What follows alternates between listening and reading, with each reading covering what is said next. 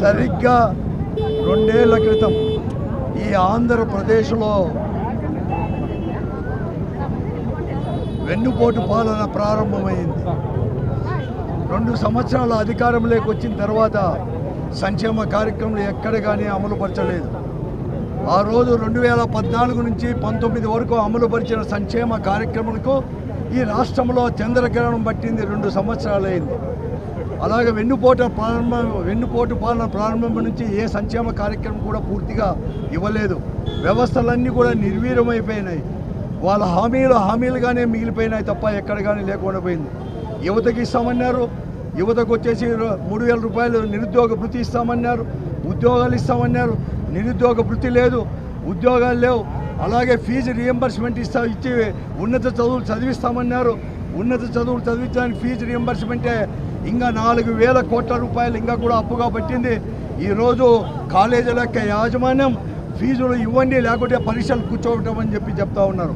అలాగే మహిళలకు కూడా మోసం చేశాడు, రైతన్నలకు మోసం చేశాడు. అలాగే అనేక వారికి కూడా హామీలు, మహిళలకు ముఖ్యంగా కూడా 0 వడ్డీ ఇస్తామన్నాడు. ఇంతవరకు 0 వడ్డీ కూడా ఇవ్వలేదు. రైతులకు కూడా వారు తీసుకున్న అప్పులకు 0 వడ్డీ కూడా చెల్లించడం లేదు. ఇలాగ అన్ని రకాల కూడా మోసం చేశారు.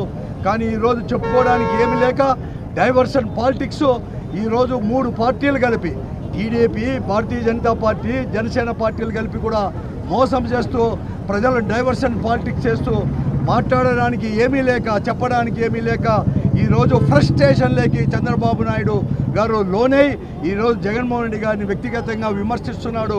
వైఎస్ఆర్ కాంగ్రెస్ పార్టీని గొడ్డల పార్టీ అని చెప్పేసి రాజకీయాలు డైవర్ట్ చేయడానికి మాత్రమే ప్రయత్నం చేస్తున్నాడు. కానీ హామీలు నెరవేర్చే దాంట్లో పూర్తిగా కూడా వైఫల్యం చెందాడు. చెప్పుకోవడానికి ఏమీ లేవు. వీళ్ళు ఏమైనా 2 మాటల్లో చెప్పుకోవాలంటే వీరు చేస్తున్న దౌర్జన్యాలు, అక్రమాలు, భూదండాలు, ఇవే మాత్రం కుట్రలు, కుతంత్రాలు, ఇవి మాత్రం చెప్పుకోవచ్చు. ఈరోజు సంక్షేమంలో జరిగిన కోతను గురించి చెప్పుకోవచ్చు. వీరు చేసిన ప్రజలపైన మోపుతున్న అప్పుల మోతను గురించి చెప్పుకోవచ్చు తప్ప చెప్పుకోవడానికి ఏమీ లేదు.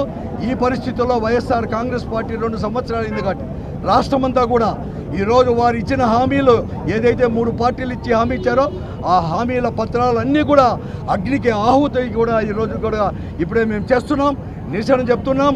ఈ ప్రభుత్వం పైన ప్రజల తరపున పోరాటం చేస్తూనే ఉంటామని చెప్పేసి కూడా తెలియజేస్తున్నాను.